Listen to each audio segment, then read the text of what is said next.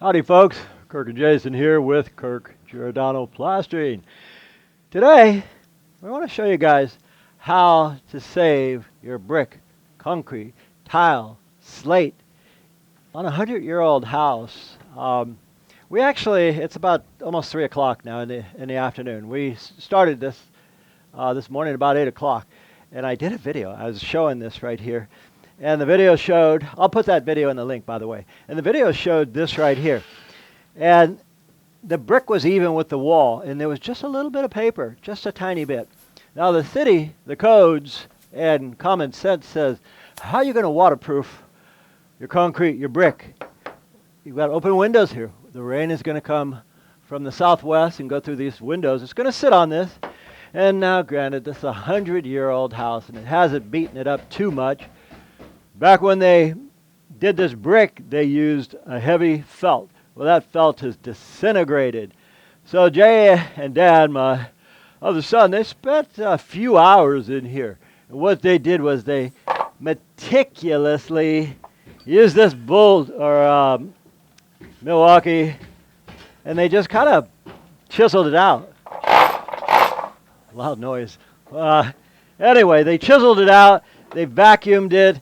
And then what we do, the city says, well, gee, I want at least for our weep screed. We have to put a weep screed. So the city says, I want some clearance there. And they will allow us to go between code and cosmetics. Cosmetics usually call for 1 inch, possibly 2. For roofs, it's 2. For foundation perimeters from the ground to these, they want 6 if you can get it. Sometimes we can't even get 2 inches. But anyway, what we've done here is these guys have broken all this out, and we've shoved the metal in. And here's what we're doing, guys.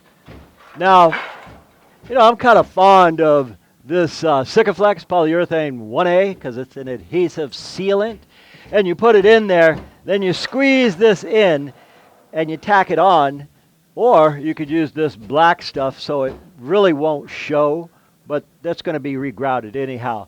I'm going to show you a little bit about what we're doing. First, I'm going to squeeze this tube of caulking in here.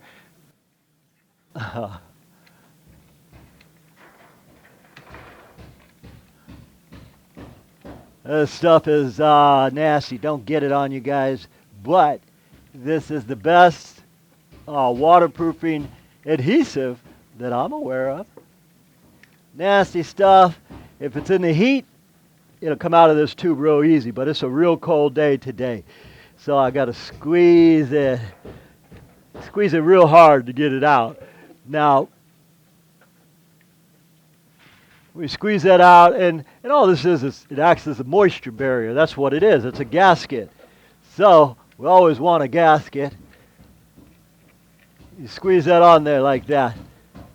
I advise if you're going to do that to cut a big hole in it. What we do is we cut a big hole, put a screwdriver in there, and poke it a whole bunch of times. Then next you get your flashing. So in order to make this presentable for the city and for us to pass the LATH inspection, we have to have some kind of membrane there. 100 years ago that was okay, but it won't work today. We need some kind of a metal. So what we did is Jay and Dan, again, they cut this out and cut this little piece of flashing, and we've already done this pretty much all the way around the whole house. We're going to get it in here. Nasty stuff. Once that caulking gets on it, forget it. Leave her alone. Okay, so we're about right, and this way now. This is permanent. This is permanent. We'll grout that right there, and yeah, they got a waterproof grout, waterproof stucco, waterproof everything. So what I'm gonna do is I'll put a couple staples in here. Right in my own way, I know, but okay. Now, for cosmetics, guys, you say, man, I don't want to see 2 inches. I'll usually use a 2x4, which is 1.5 inches. And I'll use that as a template, just a guide template, same thing. We'll put these here because they have said, man, just put it as slim as possible so it doesn't look stupid. So anyway, we then take this and we shoot it on with a staple gun. This is 17 gauge. This hammer tacker is not going to go through that. And once we remove that, that gives us an expansion. It gives us something to stop to, and allows the house to flex. So, and more importantly, it gives us something to stop to. We got to have a stop point, guys. Okay, over here, this we already did. So, generally, I use this piece of wood, and I put one here, one over there. And does it line up every time? No, because this is a 100-year-old porch, and whoever did the bricks back then, see right here, it's perfect, and over there is perfect. Right here is a little bit more play. That's okay. You're never going to see that kind of stuff. And again, now this can be grouted with caulking or anything else. But anyway, that's what you would want to do if you want to salvage your bricks. There's a lot of ways to do this, guys. This is a time-consuming way, but it works, and you don't have to mess with your bricks, your membranes. You can sleep comfortably, not thinking, hey, I hear termites eating that wet wood. All right, guys, I'll show you what Jay had done already. Now, we've been here for a couple weeks. What he's done is he's got such a deep gap in here where he had to slide the flashing down. And if you use this is Mor-Flexx. You could use it for walls, for bricks. You see those bricks? For brick tucking right here. You could use this. He used about 10 tubes of this polyurethane caulking because polyurethane caulking, the Stucco, or it's Stucco 1A, if you get something comparable to this, it won't shrink. So he filled up all of these one day, and now we're here to just show you how to do the caulking. And this will tie everything in. My son Dan says, well, Dad, you know, they make, rather than a tip here, they make these with a square top. And I thought, you mean like this? You cut it, and then you cut it here. So now if you put it in a caulking gun, it just shoots on the bottom. Old school, what I was telling my son. Okay, so let's get back to this. Do I need that tip? No. And all I want to do, guys, is I want to fill this up. I want to fill it up. I want to fill it a little more than it's needed because, again, Jay, he started all this and he was going to finish this, but he can't film himself doing this. So this is what you do. You just fill it up, and remember, fill it up a little bit more than you need, because with the float bucket, you could pull off any excess. So, and again, guys, that cool tip, that's a gimmick. You don't need a gimmick. You just put it in tight, use a trowel, scrape it down, and use a float. I'll show you how easy that is. And can you do this with bricks on the wall? Sure you can. Anyway, I'm adding a little extra so I don't have to come back. And if this particular caulking, it's got sand in it, so it's kind of easy to use for matching tile grout or brick grout or whatever kind of grout you have. All right, put my gloves on because I'm going to be using the water bucket. Now, again, Jay's done all of this. I'm just showing you. Lift up one side, come down. And all you do, guys, is fill that hole. Fill it up. If you get any excess, that's all right. Get rid of it.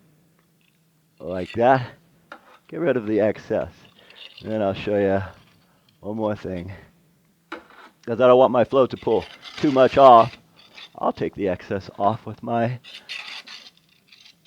margin trowel. This way I'm not making a big mess.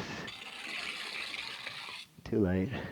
Okay, now that we got that like so, and that's pretty, will this match exactly the color? No, it can't. It's 100 years old. Will it eventually match? Sure, in about a month.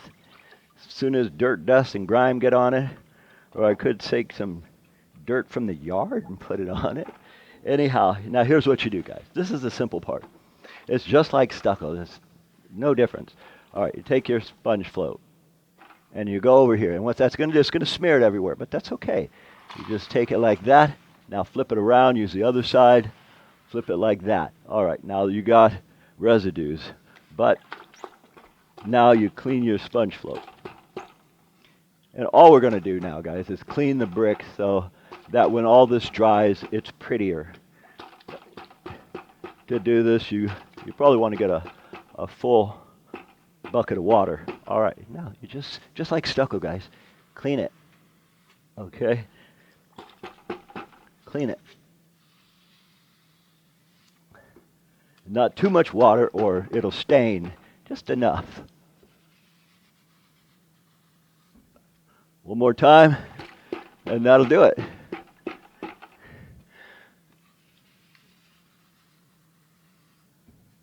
Beautiful.